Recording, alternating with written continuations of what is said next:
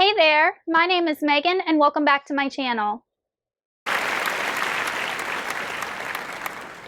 Today I'm going to be doing a spoiler-free review for Shadows of Self by Brandon Sanderson. But before we go ahead and get on into the review, if you are not already subscribed to my channel, please go ahead and hit that subscribe button as well as the little bell icon so you can be notified every time I post new bookish content.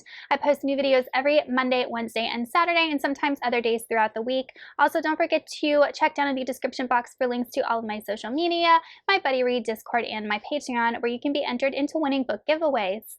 So every single month, one of my patrons is randomly chosen to choose a book off of my physical TBR for me to read and review, and Ryan chose Shadows of Self. So thank you, Ryan, for choosing this book. This is book number 5 in the Mistborn trilogy, or number 2 if you're looking at it with First Era and Second Era. I read The Alloy of Law, I think in January, and really enjoyed it, so I'm glad that I was able to continue on with the series. If you're not familiar with the premise of the Second Era Mistborn books, the events take place 300 years after the end of the Final Empire, and a lot of the events and characters of the original trilogy are alluded to in the Second Era Mistborn trilogy. We follow a whole different set of characters, we follow an evolution of the magic system that Brandon Sanderson created, and we also follow a world that's more technologically advanced.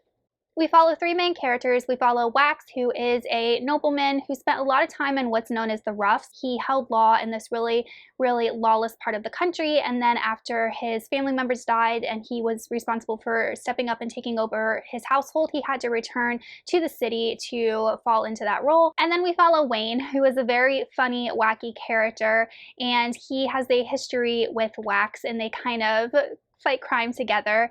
And then we follow Maracy, who is the illegitimate daughter of a noble, and she is really smart. She wanted to be a lawyer, and she kind of gets involved with Wax and Wayne in book 1, and then her role in their triage continues into book 2.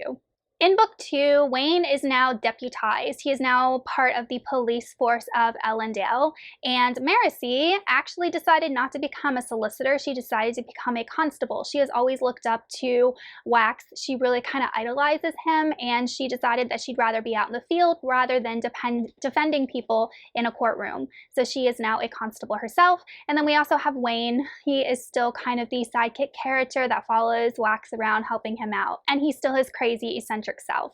The plot of this book surrounds a murder mystery. The brother of Ellendale's governor is found dead, but he is found in the presence of a bunch of crime bosses who also turn up dead.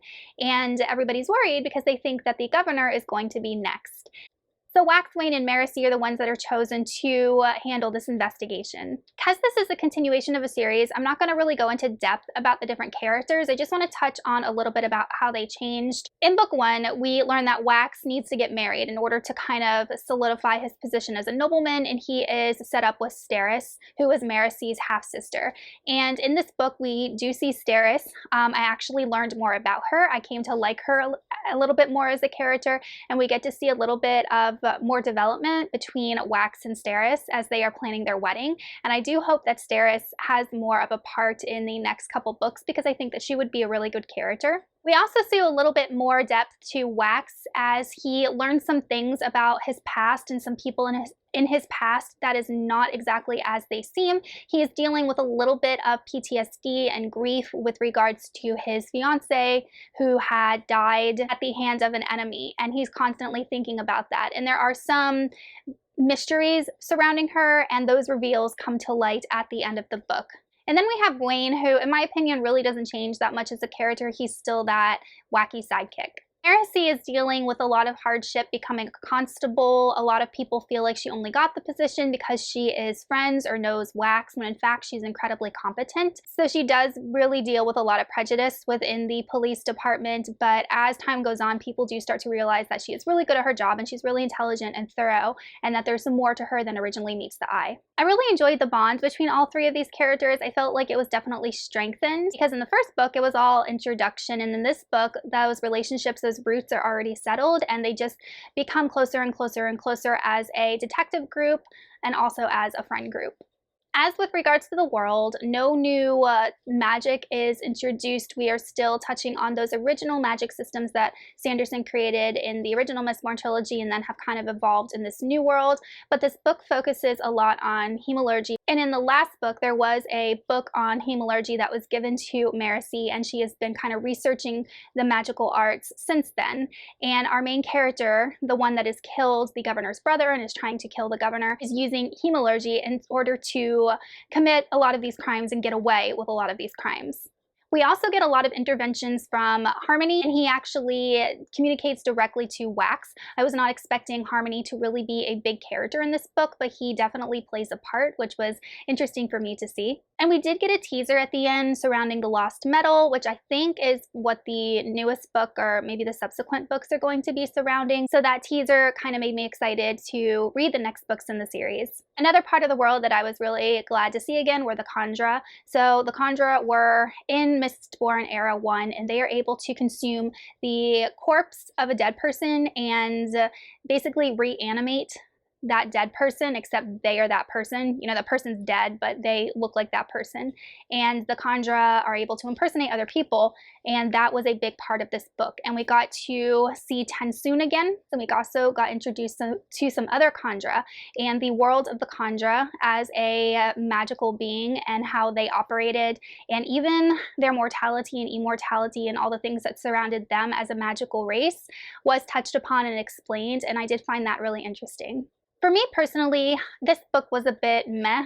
I can say it's probably one of my least favorite of Sanderson's books, and it definitely, compared to Alloy of Law, was lacking in a lot of action, and I also did not feel completely gripped by the murder mystery, because really early on we find out who the murderer is, and all of that information is revealed, and I just felt like I would have been more invested if I kept having to ask myself questions trying to figure out who was doing this and who was behind it. And the concept was interesting, but it just wasn't gripping enough for me to be like loving this book. And like I said, I found it really slow. Not that all books need to have a ton of action, because that's definitely not true, but I just felt like this plot was incredibly slow paced for what I got at the end. I really appreciated the connections between the first era Mistborn and this series here. There definitely were a lot more in this book that really made me smile when I read them.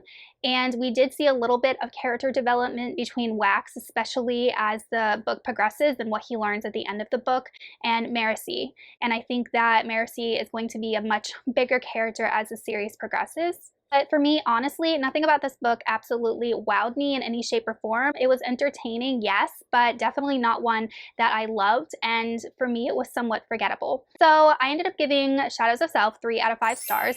I do want to continue with the series, obviously, because there were some teasers and tidbits thrown in there that made me curious about where Sanderson's going to go with the story.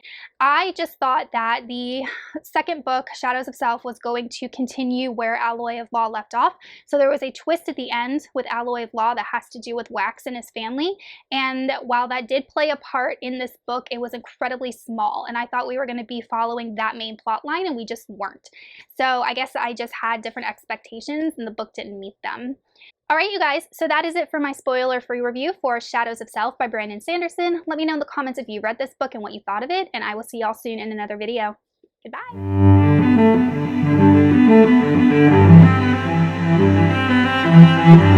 Thank you.